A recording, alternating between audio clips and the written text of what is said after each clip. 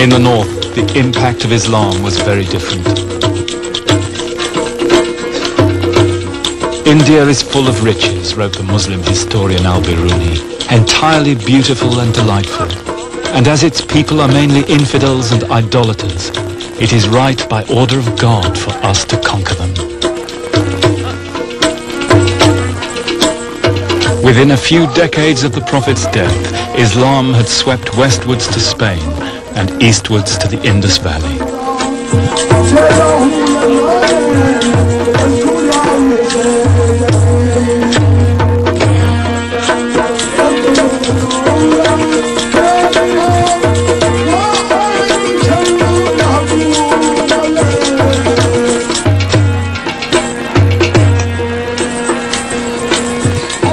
Eventually, Muslim attacks shattered the old Hindu kingdoms of the north. Benares itself fell in 1194, and in the heart of the city, you can still see what results from asserting by force the unique truth of one faith over another.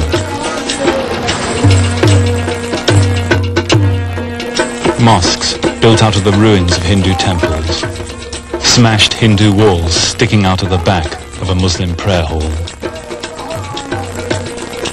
Religion itself is outraged, said Mahatma Gandhi, when outrage is done in its name.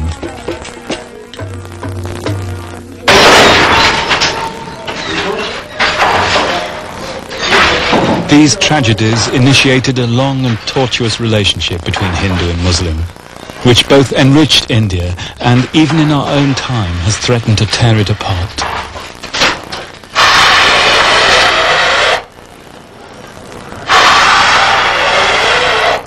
In Benares, the Muslims became the mainstay of the city's economy.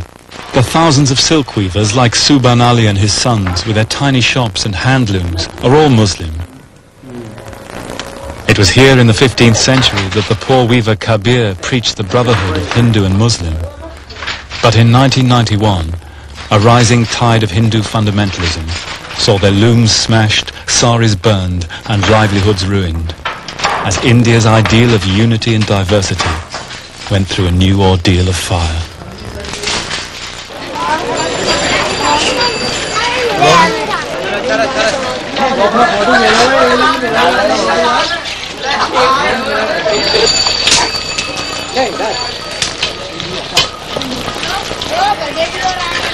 A mixed Hindu and Muslim culture arose in the north. And in the 16th century, there was yet another brilliant flowering of Indian civilization, the Mughals.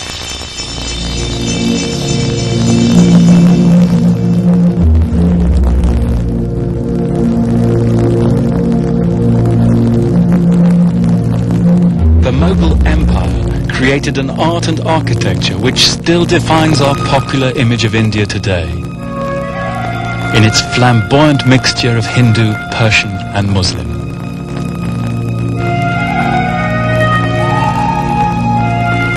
This is Fatehpur Sikri, founded in 1569 near Agra by Akbar the Great.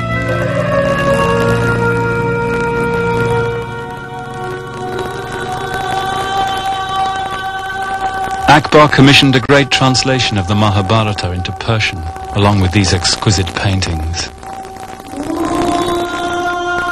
He came to understand that the only way to rule India, indeed any civilization, is with tolerance and pluralism, and increasingly he was drawn to the deepest currents in Indian thought.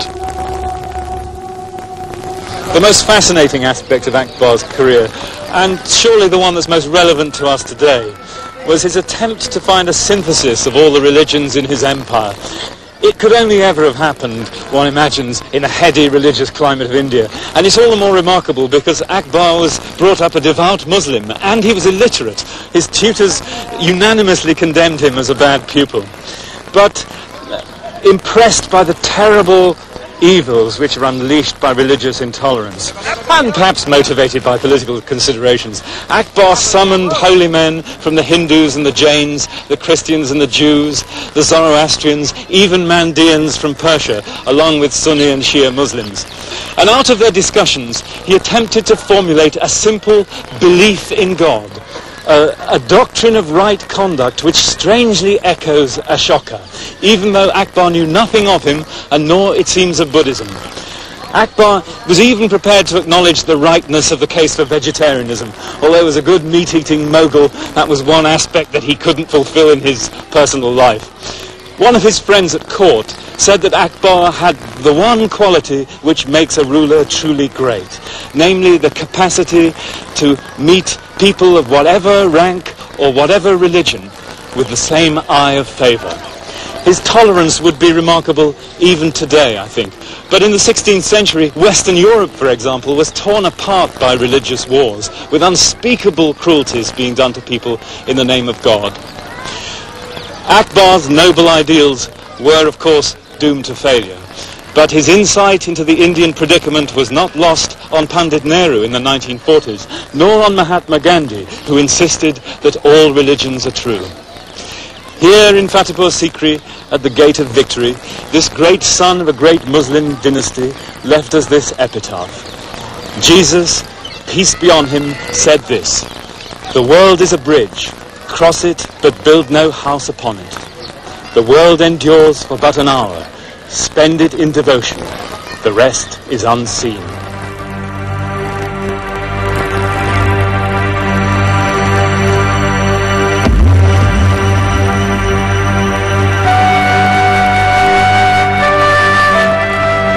Akbar's city of dreams was deserted because of lack of water. Today, Fatehpur Sikri lies high and dry on its ridge near Agra.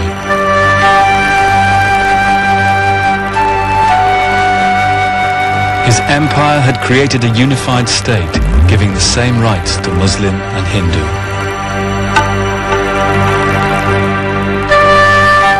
An empire of the sword had succumbed to the empire of the spirit.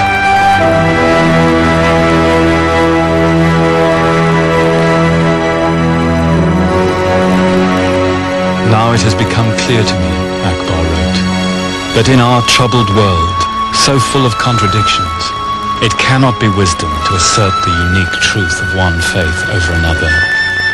The wise person makes justice his guide and learns from all. Perhaps in this way, the door may be opened again, whose key has been lost.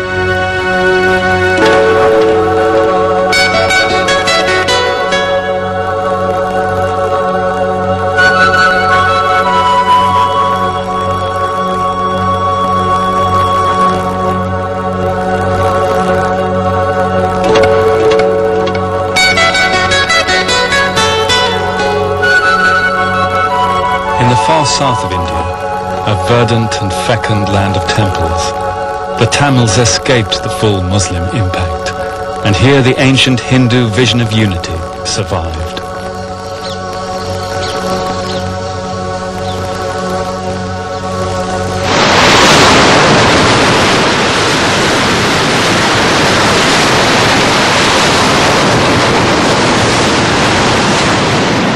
From ancient times, the Tamil shore was frequented by Greek and Roman traders. Here, said their poets, beautiful great ships of the Greeks bearing gold came splashing on the white foam to return laden with spices.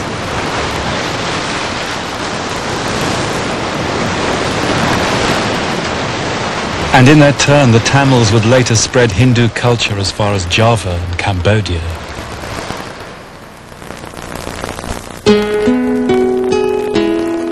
The Tamils left brilliant legacies in poetry, painting and sculpture. But their finest creations were in bronze. Among their masterpieces is this image of Shiva. The wild god of prehistory is here transformed by the Tamil sensibility into a sinuous and sensuous cowherd with a turban of snakes. This was cast in one piece in 1011, 400 years before Donatello in Florence. There'd been nothing like it since the ancient Greeks.